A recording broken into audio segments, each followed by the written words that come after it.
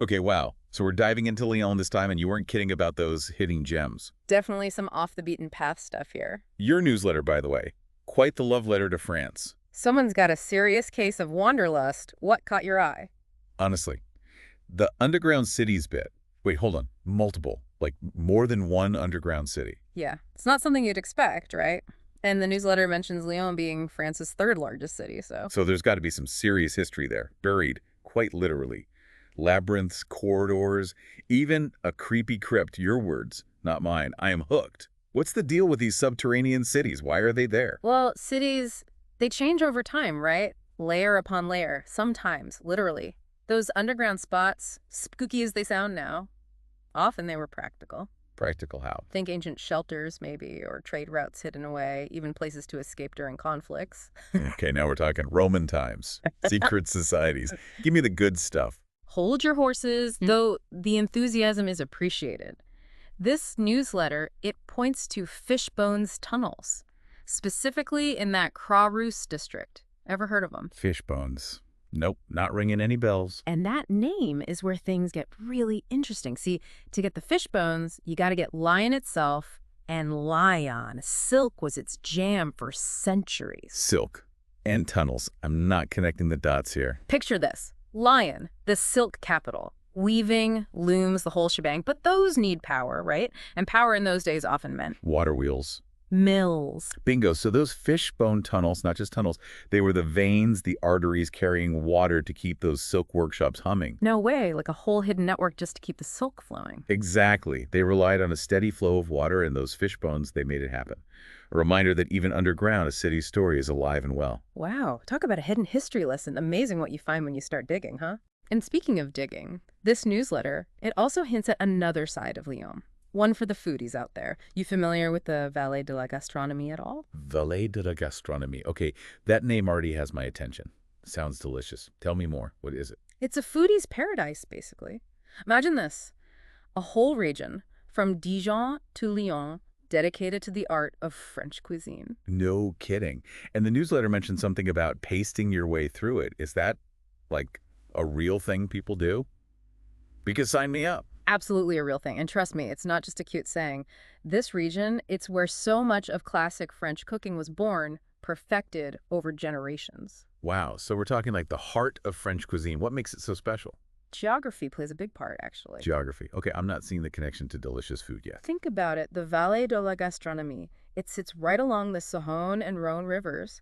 Those rivers meant fertile land, perfect for growing amazing produce. Plus, easy trade routes. Ah, so all the best ingredients just kind of flowed into this one area. Exactly. Fresh produce, incredible wines, everything a chef could dream of, all came together in this one region. No wonder it inspired such amazing food traditions. Makes you appreciate how much geography shapes culture, even down to the food we eat. Speaking of, the newsletter mentioned a sun tart. What's the story there? The Sunder, oh, it's a classic for a reason. Picture this. Buttery, flaky crust filled with this creamy almond filling, and then the best part, topped with fresh, sun-ripened fruit. You're killing me. Okay, that's going on my culinary bucket list ASAP. But before we get completely sidetracked by delicious food fantasies, we got to circle back to Lyon itself.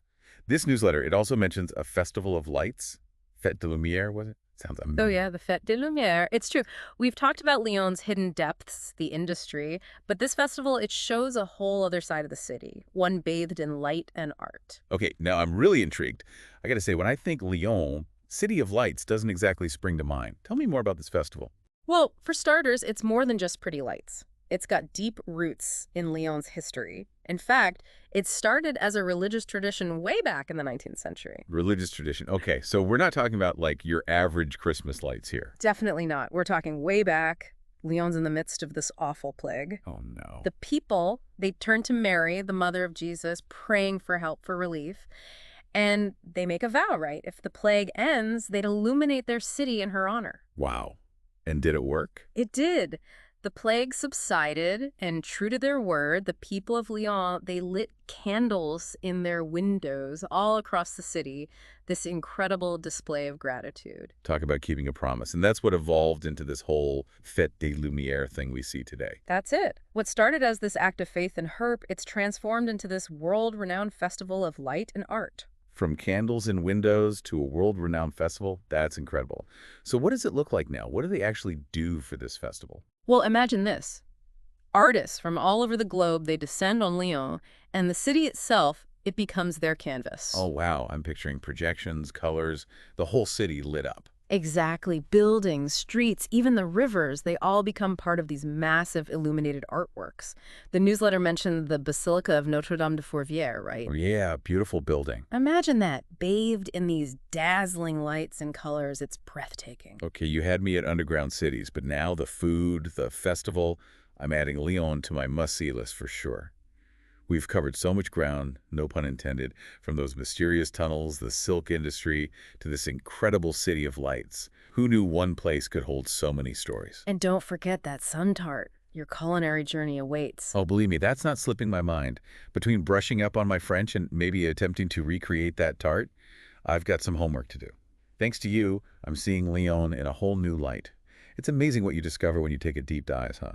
Absolutely. And as you're planning your trip, picturing yourself walking those streets, maybe even venturing below ground, think about this.